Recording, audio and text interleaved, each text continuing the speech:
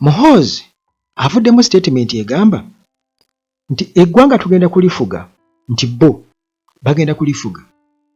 N'agamba nti ekyo tekigoma ku kubeera bubeezi nti kyaffe kya buzaale wabula ddembe eryatuweebwa Katonda oba obuyinza obwatuweebwa Katonda. N'agamba nti tekyebeereka era tetugenda kubeera nga twewala obuvunaanyizibwa obwo. Muhoozi Kainerugaba bw'atyo bw'alangiridde. Kakati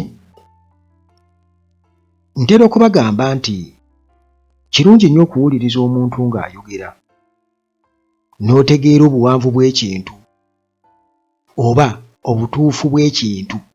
Kakati Muhoozi avuddemu statement eyo, naye gye buvuddeko nabagambako wano ku Uganda at large nti ekintu kye twewala oba kye tubadde nga twewala okuva edda n'edda okukola, tuyinza okwesanga nga kye tukoze okusobola okununula eggwanga lyaffe. Tuyinza okwesanga nga kye tukoze okusobola okununula eggwanga lyaffe. Ekyo nakyogera nti mwe bannayuganda muli awo mweteerawo ga naggamba mbageraageranya ku musajja alina mukyala we. Kakati omusajja najja ne wava omusajja ebbali najja amukwana n'alaga omuleeteranga ebyokulya ewaka, engoye n'ebirabolabo. Kati oba otudde awo wabweru, kati nga mu mbeera ey'omukyalo ng'oli ataddewo ka leediyo kaggyemu essaati ali mu kuwuliriza mawulire. Kati oli omugenyi n'ajja gw'omanyi obulungi nga musiguze, ne bakugamba katweyambiseko ku nnyumba munda. Era mukyala wo n'akugamba taata gundi tojja kubanga tukyalina bye tumaliriza eno. Musajja munno akyalina ensonga z'akwasaganya z'omanyi obulungi. Naawe n'otunulayo bw'oti n'olaga nti tofuddeeyo, n'omugamba kale fine, nze wendi wano wabweru. Era bw'atyo kuba baafuuse musajja muno mwagala ku mukazi omu, mujoozi azze ne mu nnyumba ye waayase mwanyokedde, kati n'avaayo ng'ajja leetereza n'okwetereeza nga noono bwe yeesesaasasa bwe beekwatakwatako. Annange okomawo ddi? Oba nkulindiddeko eno ku kaduuka omaliriza ojja kunsangayo akawungeezi. Byonna ng'obiwulira naye nga ggwe tofaayo, olya ni bothered. Kaakati ekifaananyi kye nkusiigidde ekyo ky'ekya bannayuganda oba kyekijja mu bannayuganda butya bwe batunuulira ensi yaabwe nga ewambibwa abatali bannansi, era nga bo bakulaga nti bagyagala nnyo era bamalirivu nnyo, waakiri okufa, waakiri emmundu okwaka, waakiri emmundu okukola ki? Kubanga General Museveni okuteeka Uganda mu lutalo bwe tulowooza nti nno kyajja buzi ku sayidi yaabwe, era nga wakugenda nti kiri inevitable ku sayidi yaabwe, kubanga bo balina kuwamba buwambi wakubeera, tebalina wakubeera. Bo Katonda batobe yabatonda, era y'ensonga lwaki okiraba agamba nti nno kye balina okukola mbu kubanga ddembe lyabwe Katonda yalibawa, mugende mulwane mufune ew'okubeera, kubanga bo bwe batyo kye kikuli mu kye baliko, tebalina we babeera. Byonna gye bagenda beesibayo bwesibi, kyokula nga buli wamu beebuuza bano bo tebalinaako waabwe. Kakati bannayuganda abamu wawulira nga boogera nga bakugamba bwe bannange emirembe gye tulimu, bannange temugiza, naye ettaka lyabwe baliwamba, ebintu byabwe babibatwalako, buli kimu ekyabwe bakibatutteko, babatadde mu bwavu, ebyobusuubuzi byonna babitutte, beewooza ssente empitirivu mwe mulina okusasula. Naye mugamba nti emirembe weegiri, kumbe bali mwe bwe mwesibako, balina bigendererwa byabwe ate bamalirivu nnyo.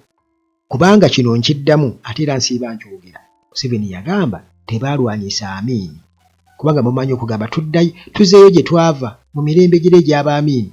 Museveni yagamba tebaalwanyisa Amiini lwakuba nti Amiini yali atta abantu. Baalwanyisa Amiini, yagamba nti bo baali ku lugendo lwabwe, bo baali ku lugendo lwabwe kuggusa kintu kyabwe kuwamba Uganda, kubanga baali balina okunoonya bwe babeera. nga buli wamu babagobaganya kati balina okugenda nga bawamba buwambi. Kakati Muhoozi Kainerugaba avuddemu statement eyo era ng'erina bingi byetegeeza bw'ogikubamu ttooki erina amakulu manene nnyo ku abo abatali babuyabuya abasobola okulaba okusooka ku nnyindo zaabwe bwe zikoma. Naye nga sinnaba kubeera nga nkuwa akawoovu n'akagga, soke tuyiseewo obubaka obwa Hillside View Apartments gw'ayagala okubeerako munnange w'osula mu nnaku embale ze mutegeeraganye, oyagala apartment ezinyirira ennyo omuli buli kimu. Aba Hillside View Apartments basangibwa ku Entebbe Road ejjanyu ku Church. Bw'otuuka e Namulanda ekitende oba ekajjansi buuza ejjanyu ku Church yewa wewali amakubo agakutuuza ejjanyu ku Church. Ennamba bw'ogifuna okuva wano ku Uganda Track n'obakubira butereevu, ojja kusobola okubeera nga obenefitinga abo program gye balina ey'okubeera nti bakuwa transport wabwerere, bakunona ku airport. Okunona so kuzzaayo ku airport wabula okukunona. Bajja kukunona oba okumpimpi awo w'oba oli beba Hillside View Apartments. Maintenance Palace, bano bo balina sola. Bw'olowooza ku kiyitibwa sola, oyagala kubeerako ku masannyalaze oba olina ennyumba eri mu kyalo eyo nga Museveni yagamba nti mwalonda mu myaka 40 gy'amaze mu buyinza ekibamisa amasannyalaze okuba mwalonda Kyagulanyi. Oyo sooka omuleke, yingira Uganda empya ogira okyagumiikirizaako jangu. Muba Maintenance Palace bajja kuwa sola mu capacity yonna obuzito bwe bukoma, naye n'olima kubeera mu kizikiza oba emirimu kubeera nga giva. Balina water pumps, balina water heaters, balina security cameras, balina security lights, byonna bikozesa sola. Ate nga aba Amora Beauty bano balina shea butter ali organic, agobe enkanyanya. Ekyo kitu tumanya ffenna, kati bisigadde bajja kunywera products ze balina. Ne kati shea butter ali organic, akola ku nsusu, tokkiriza kukaddiwa, tokkiriza nkanyanya kujja ng'olaba aba Amora Beauty. Wonna w'oli oba oli mu America oba oli Japan oba wa, shea butter osobola okumufuna. Dokita waali ku lw'endwadde ez'enjawulo, Dokita mulangidde ebbanga wano ku Uganda Track era abamusobodde okubeera nga bamukozeseza ne bafuna enjawulo ne bamuleeta n'abalwadde abalala. Ekyo kyo si kyasobola kuddamu bagende nti dokita akola bw'ati. Bagamba ndi mugezi nga mubuulire ate asika obulamu tassa mukono. Kakati munnange tuddayo.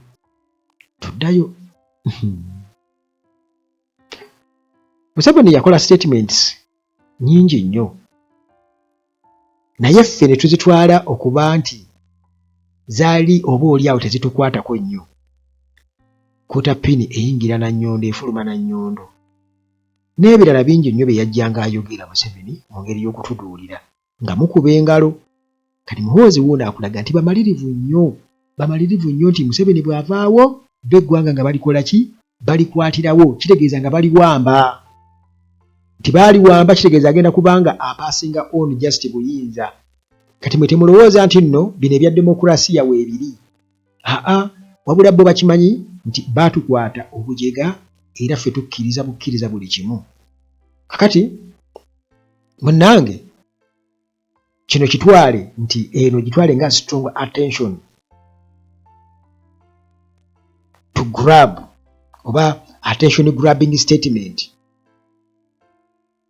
nti obuyinza bwa Uganda obujja maaso bagenda kubeera nga bakwakkula bukwakkule. Bwe Museveni bw'avaawo bo kye bagenda okukola kukwata bukwasi buyinza. Tewaliwo nadde n'okugamba nti oba bukyamiku bugende wali, nti Munnayuganda weesalirewo, nti bo kyayita taking in charge of the country. Kakati yagamba nti eno si just a political move. Nga mwe mulowooza nti nno mujjagira mugende wali mulonde mukole mutya.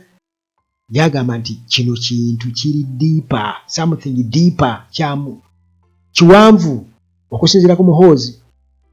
Era agamba nti muganda wange eno birthright era God given right. kakati olulimi olwo bw'alukozesa muganda we kitegeeza kufana kuwona okufana obutanyagwa waakiri tufa naye nga Uganda eri mu mikono gyaffe. Bannayuganda abamu bo bakugamba nti eminebwe weegirimba obulamu munnange omulamu kasa tuba tulina obulamu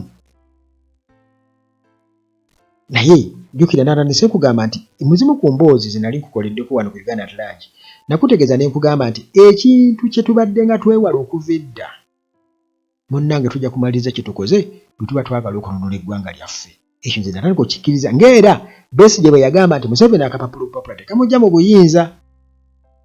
Bobi Wine najja n'akiwa short esooka 2021 n'atukeseya n'akkiriza n'amaliriza ng'akutegeezezza nti Museveni katumuwe omukisa ogusembayo. Definitely ng'akimanyi nti Museveni alina okuwamba obuyinza, alina okubba akalulu. Naye kati just nti ensi yonna etegeere era y'ensonga lwaki okiraba nti Kyagulanyi agezaako ekintu kino kinnyonnyola ensi yonna ekitegeere nti e Uganda teri kalulu k'amazima na bwenkanya. Era bano bwe balaba true opposition omuntu ayagala obbajja akagaati mu kamwa okubajja mu buyinza waakiri okumukuba oba okumutta bwe bulumbaganyi bwe bakola ku makaage ne bakuba mukyala we ne bakola buli kimu ne batema enzigi ne bajjayo buli kimu kubanga bakikakasa nti ono revolution olwo waddala tetumuwona ate atusinga obuganzi.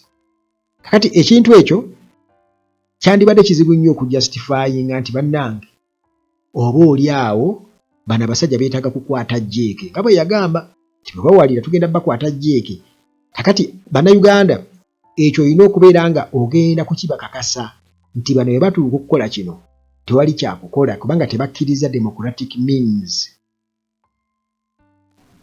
Tebakkiriza democratic means ate nga tebazikkiriza kubanga bbe waabwe ebyo tebiriyo ebyamateeka rule of law. Bayagamba bannakenya mujjukira nti mwe mukyali ku bya rule of law eno ewaffe revolution yeekola bwe muba nammwe mujja kukikakasa very soon bate we yabagamba.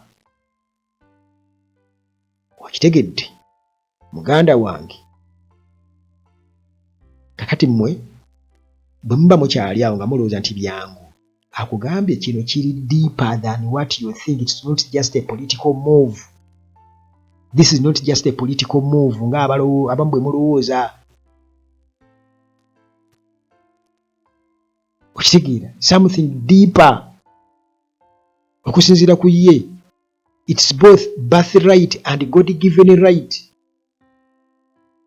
Akati olulimi olwo muganda wange gwe bw'obanga obadde olowooza nti naawe oli omu ku abo kubanga bw'agamba birthright kiba kitegeeza nti gwe tolowooza nti ayogera ku ggwe nti naawe y'oli eyo nti birthright yo. Ayogera ku bali bannaffe Museveni kuba Museveni yavaamu abantu abategeera abasobola okutwala Uganda mu maaso. Ekyo bwe bagezaako kubazimba era n'okukibategeeza mukitegeere bwe mutyo nti tutuuka ekiseera nga tetulonda president. Tulonda ababaka be balonda ani kati bo bamala okumanipulating eno ne baba n'ababaka bangi mu parliament bataddemu omusimbi mungi bo ne babalondera oyo okuva mu famire ya Museveni. Kati ekiseera kijja kutuuka nga ne president mumulonda kati nga waliwo supreme leader nga bw'olaba mu Iran ng'ava mu famire eri gye bagezako okuteekawo eri royal. Kakati ekyo nkibalekedde muganda wange. Musajja yakoze statement muziwulidde. Saagala saategedde ye mulimu gwange nze kubeera nga mbikuvunjisizaamu mu ngeri ez'enjawulo osobole okubeera nga naawe osiiga ebifaananyi ebiwerako akuume.